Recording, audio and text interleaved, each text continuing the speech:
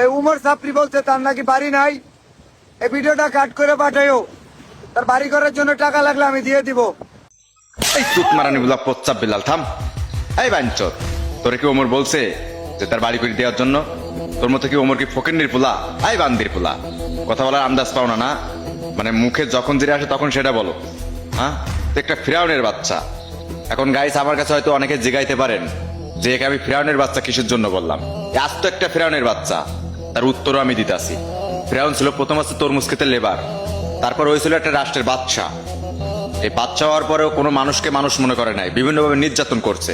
ঠিক তেমনি এই যে প্রচ্ছাপ বিল্লাল, এই যে বান্দির পোলা, মানে অল্পতে কিছু পাই গেছে। আগে ছিল হচ্ছে ফকিন্নির পোলা, আর এখন এই যে অল্পতে কিছু পাই গেছে, এখন সে কোনো মানুষকে দাম দিচ্ছে না।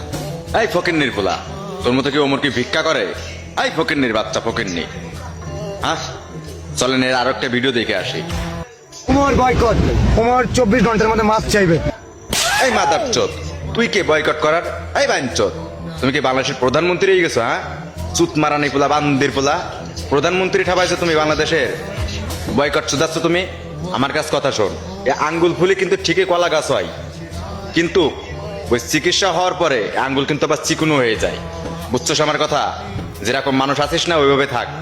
ওই যে আল্লাহ তোরে দিছে না, ওই আল্লাহ কিন্তু ধাম করে কাড়ি নিবে। বুঝছিস না আমার কথা?